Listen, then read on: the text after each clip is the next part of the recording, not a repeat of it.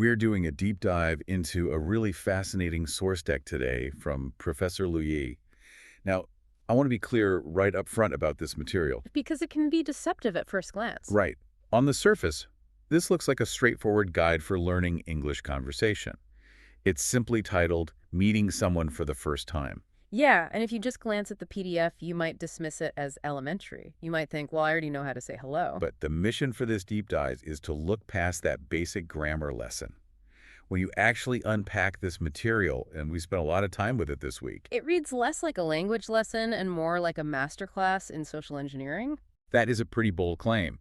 A masterclass. I completely stand by it. Professor LuYi is essentially laying out the algorithm for human connection here. Okay, so what exactly are we going to deconstruct today? We're going to look at the specific scripts provided, the actual physics of body language requirements, and those psychological traps, the common mistakes that cause us to crash and burn in these moments. And the why here is crucial for you listening. The source makes this point right at the very beginning, and it's honestly a bit intimidating. It says first impressions happen fast. Extremely fast. We're talking about rapid cognition. Like how fast? Milliseconds. People decide if you are trustworthy, competent, and friendly before you've even finished your first sentence. They have already categorized you. Okay, my anxiety is spiking just hearing that. But, and this is important, the source offers a very comforting piece of evidence immediately after dropping that bomb. Right. I highlighted this because it actually lowered my blood pressure. It explicitly says, quote, "Don't worry, you don't need perfect English." Exactly. And for you, the listener, whether you are a native speaker or you're learning a second language, we can translate perfect English to mean perfect eloquence. Meaning you don't need to be a poet? You don't need to be the most charismatic person in the room with a tight 5 minutes of stand-up comedy ready to go. That is such a relief. I think we all go into these interactions thinking we need to be absolutely mesmerizing right out of the gate. And that is exactly the trap. The text explicitly says you just need simple, polite sentences. That is the basis. Minimum viable interaction. Yes. So let's open up the toolkit the source provides. Let's do it. The source gives us what I'm calling the verbal starter pack. It is a list of sentences that feel almost legally required to start a conversation. It's a script, and I know some people really resist scripts because they feel robotic or they feel fake. Yeah, nobody wants to sound like they're reading from a teleprompter. But scripts are absolutely vital here because they remove cognitive load. Cognitive load. Break that concept down for us. When you are nervous, your working memory gets clogged with anxiety. You are monitoring your heart rate, you're wondering if your hair looks okay, you're scanning the room for exits. I do that all the time. Right, and if you are also trying to invent a brilliant, original opening line on the spot, you are using brain power you simply do not have in that moment. You will stutter. So the script acts like a safety net. A script frees up your brain to actually listen to the other person because your own output is completely automated. Okay, that makes perfect sense. You put your opening on autopilot so you can actually be present in the room. Exactly. So let's look at the script Professor LuYi provides. It starts with the absolute basics. Hi, my name is followed by, nice to meet you. Grounding and validation, it's incredibly simple. Then we get into the questions. Where are you from? What do you do? And is this your first time here? Now I can hear people rolling their eyes at those. Oh, for sure. Where are you from feels so cliche. And we read all these think pieces that say, never ask what do you do, because it defines people by their capitalist labor. But looking closely at this source, it describes these specific sentences as very simple, very natural. And that is where their strategic value lies. They are low-stakes entry points. Precisely. In linguistics, we call this phatic communication. Phatic. P-H-A-T-I-C. Yes. Phatic expressions are things like, how are you? Or nice weather we're having. The actual content of the answer doesn't really matter that much. You aren't actually asking for a meteorological report. Right. The function of the phrase is to signal, I am safe, I am friendly, and I am open to an exchange with you. So if you try to open with something way too complex, like asking a stranger about their opinion on the geopolitical climate, You create immediate friction. You are asking them to do heavy lifting right away. You're demanding a high cognitive answer from someone who doesn't know you yet. but these questions, where are you from, what do you do, these are easy balls to hit back over the net. You are teeing them up for success. You make them feel comfortable because they know the answer instantly. There's no test. The source actually provides a really great case study to show how this rhythm works in the wild. It's a dialogue between two characters. Let's call them by the text's names, Daniel and Sophia. Perfect. This Oh. is where we see the social algorithm in action. This is a very specific dance they do. Let's set the scene for the listener. Okay, Daniel's from Canada. Sophia's from Taiwan. They are strangers. The tension is palpable. Daniel initiates. He says, "Hi, I'm Daniel." Sophia responds, "Hi, Daniel. I'm Sophia. Nice to meet you." Note the mirroring there. She repeats his name. "Hi, Daniel." Right. That's a subtle bonding tactic, even if the text doesn't explicitly label it as such. It shows she is listening, and it validates his existence in that space. Then Daniel drops the anchor question. "Nice to meet you, too. Where are you from?" Sophia answers, "I'm from Taiwan." But then, and this is the part I really want everyone to circle mentally, highlight in neon, and just remember forever, she adds the 3 most critical words in the entire exchange. How about you? How about you? That right there is the reciprocity engine. It seems so small, almost throwaway, but imagine she didn't say it. Imagine she just stopped talking. If she just said, "I'm from Taiwan," and stopped, the conversation dies immediately. It hits a brick wall. And Daniel's left holding the bag. He now feels like an interrogator. He has to come up with yet another question to keep the momentum going. By adding, "How about you?" she effortlessly passes the ball back over the net. And Daniel, probably very relieved he doesn't have to carry the whole weight of the interaction himself, says, "I'm from Canada." Boom. Interaction successful. The source summarizes this whole exchange with 3 descriptors. Simple English, clear, friendly.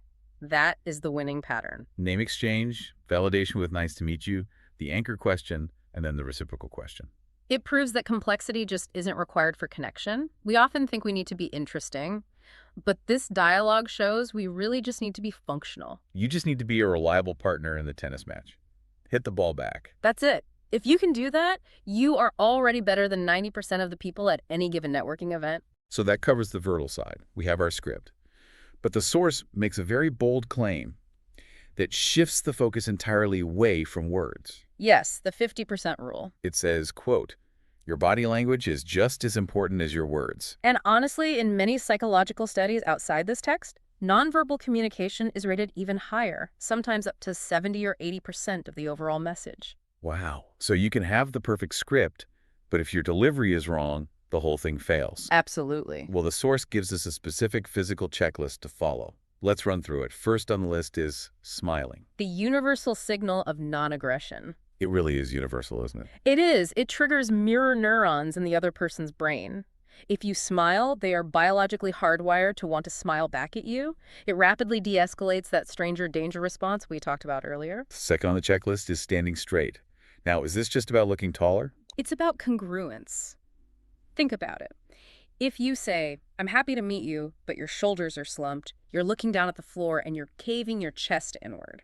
Your body is basically calling you a liar. Exactly. Your body is screaming, "I am uncomfortable," or "I am a threat to myself." Humans are excellent lie detectors, and we always believe the body over the words. So standing straight projects confidence, even if you are totally faking it internally. It tells the other person, "I am secure enough in myself to be here with you." Okay, third is making eye contact, and fourth is speaking clearly. Eye contact is essentially the intensity dial of the interaction. Too little, and you seem evasive, or maybe submissive. But too much, and you're just creepy. You're staring them down. The source advocates for a natural, steady connection to show attention. It's a way of physically saying, "I am focusing my resources on you right now." That makes sense. But I want to zoom in on one specific instruction in this body language section, because honestly, it feels like a direct, personal attack on my own coping mechanisms. The antisocial device? Yes. The source explicitly warns, quote, "Don't look at your phone." It's harsh, but it's incredibly fair. When I'm nervous at a party, or I'm waiting for a friend who is running late, the very first thing I do is whip out my phone. Of course. It's a reflex. I pretend I'm checking a very important email, but really I'm just hiding. I'm scrolling through absolutely nothing. You are using it as a shield. It feels safe because it removes you from the immediate, unpredictable environment of the room. But the source identifies this as a critical error for first interactions. Because the phone is a physical barrier. It signals to everyone around you, "I am not present," or "I have somewhere better to be." It totally kills that openness we just talked about. Completely. Think about it from the outside. If you are standing in a room looking down at a glowing rectangle, your body language is closed off. You are signaling, "Do not disturb." You are actively preventing anyone from approaching you. Right. If you want to master the first interaction, you have to be vulnerable enough to stand there, empty-handed, and just exist in the room. You have Okay. to tolerate that moment of exposure. That is genuinely the hardest part. Just standing there, looking like you're waiting for something, without the crutch of the screen. It is deeply uncomfortable, but that discomfort is simply the price of admission for genuine connection. Okay, so we've got the script, and we've got the physical posture dialed in. But the source also takes us into what it calls the danger zone. The list of common mistakes. And honestly, looking at this list, it reads like a catalog of every awkward interaction I have ever had in my life. Let's dissect these don'ts. The first one listed is arguably the worst sin in all of social dynamics. Saying nothing. The silent treatment. Just staring. It creates a vacuum in the room. And human beings hate vacuums. We immediately fill them with our own anxiety. If you say nothing, the other person projects all their own insecurities onto your silence. They don't think, oh, he's just shy. No, they think, he hates me, or she's stuck up, or why is this person judging my outfit? So even a really clumsy hello is better than silence. 100%. A clumsy hello is at least an attempt at connection. Silence is just a brick wall. The second mistake on the list is looking nervous and avoiding eye contact. Now, this feels tricky to me because nervousness isn't a choice. It's a physiological reaction. I can't just command my hands to stop sweating. Right. You can't just decide, I will not be nervous today. Trying to force that usually just makes you more nervous. So what do we actually do when that happens? You choose to focus on the checklist we just covered. This is exactly why the body language rules matter so much. Oh, I see. It gives you a task. Yes. If you actively focus your brain on stand straight, smile, look at their eyes, you are giving your body a job to do. That external focus can actually mask the internal chaos. You're occupying your brain with the mechanics of the interaction rather than the terrifying feeling of the interaction. It's the ultimate fake it till you make it, or rather fake it until you become it. By physically acting confident, you actually start to down-regulate that cortisol spike in your brain. Now, the last mistake listed in the source is really interesting to me. It's a boundary violation. The source warns against, quote, asking very personal questions too quickly. This circles right back to that idea of social friction we discussed earlier. So asking someone you just met, how much money do you make? Yeah. Or why did you get divorced? Or who did you vote for? Bad idea. Those are extremely high-friction questions. The source specifically advises keeping things light and friendly instead. But why does that trigger such a bad reaction? I mean, some people say, I hate small talk. I just want to skip to the deep talk. Because it's about the hierarchy of information. Where are you from is public information. What is your salary is deeply private information. You haven't earned the right to the private stuff yet. Exactly. If you ask for that too early, you shift the dynamic from a friendly introduction to an aggressive interrogation. It triggers immediate defensiveness. The other person thinks, why does he want to know that? What is his angle? You have to lay the foundation with the light stuff before you can build the heavy stuff on top of it. Trust is a ladder. You have to climb it one rung at a time. Small talk is simply the first rung. It's not useless filler, it is structural. This brings us to the actual application part of the deep dive. The source isn't just theory. It is very focused on practice. There's a section literally called Mini Practice for Listeners. And I absolutely love the core philosophy here. The source states, speaking improves confidence. Notice the order of operations there. It's not get confident first and then start speaking. It's speak and the confidence will follow the action. It's an action-first approach to anxiety. We so often get this backward in life. We sit around waiting for the feeling of confidence to arrive before we take the stage. But confident people aren't people who don't feel fear. There are people who have built up the muscle memory of acting despite the fear. Yes. So let's issue this challenge directly to you, the listener, right now. This comes straight from Professor LuYi's notes. The instruction is to practice out loud. Not in your head. Mm-hmm. Because in your head, you always sound like Barack Obama. You are perfectly articulate, smooth, and charming. But your actual mouth muscles need to learn the physical movement of the words. Okay, so here is the assignment for you. Whether you are driving right now, or doing the dishes, or walking the dog, maybe check your surroundings so you don't look too crazy. Try this. Step 1. Say your name out loud. Hi, my name is B, and fill in your name. Step 2. Say where you're from. I'm from wherever you live. Step 3. Ask one question out loud. It could be, where are you from?